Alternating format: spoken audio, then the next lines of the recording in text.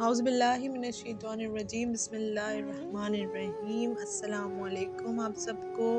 I hope आप सब ठीक होंगे, अपनी फैमिलीज़ के साथ खैर व आफ़ियत से होंगे, और जिन जिन की जो मुश्किलात हैं अल्लाह ताला उन सब की मुश्किलात दूर करे, आमीन। आज मैं हाज़िर हूँ एक नए टॉपिक के साथ आप लोग की खिदमत में, और जिसका नाम है नेमतों की कदर और उनका शुक्रिया।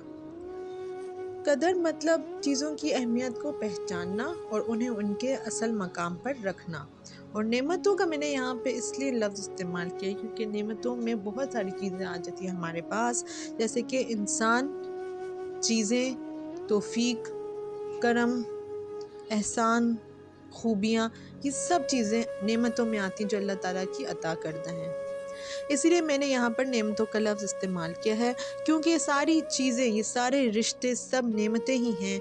वक्त ख़ुद एक बहुत बड़ी नेमत है।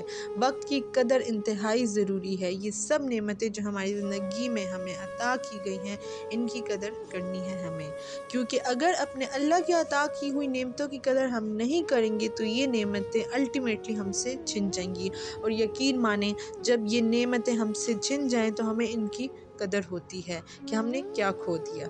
जब पास थी कदर नहीं की, और जब छिन गई तो रोते रहे।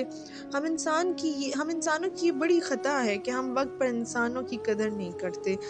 दोस्तों, इंसान अल्लाह की सबसे बड़ी नेमत है। हमारे रिश्ते, ये अल्लाह की सबसे बड़ी नेमत है हमारे पास, क्योंकि एक माशरे में एक इंसान दूसरे इंसान के बग़ैर नहीं रह सकता, और फिर अल्लाह ने ये रिश्ते फ़राहम करके हमें बहुत बड़ी नेमत से नवाज़ा है।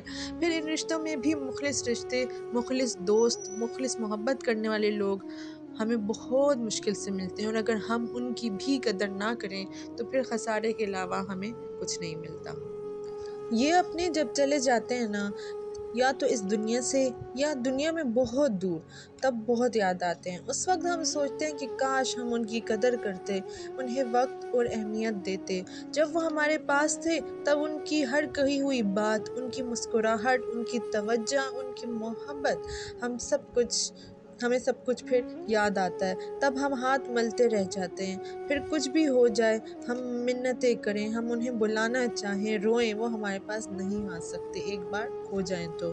आपको पता है, हमारे इर्द गिर्द बहुत से ऐसे लोग हैं जिन्हें हमारी ज़रूरत है। कुछ तो हमें कहते हैं और कुछ लोग एहसास भी नहीं दिलाते, पर अंदर से उन्हें हमारी ज़रूरत होती है। हो सकता है किसी वजह से वो ना भी कह सकते हों। ज़ाहिर है मुख्तलिफ़ मिजाज के लोग होते हैं, लेकिन बहुत से ऐसे लोग हैं जो हमारा वक्त चाहते हैं। अगर हम उन्हें थोड़ा सा वक्त भी देंगे तो वो बहुत खुश हो जाएंगे, खिल जाएंगे।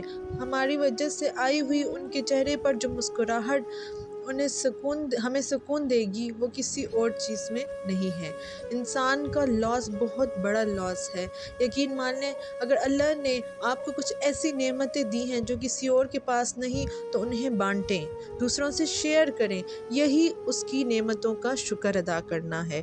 दोस्तों, पछतावा बहुत बुरी फीलिंग है।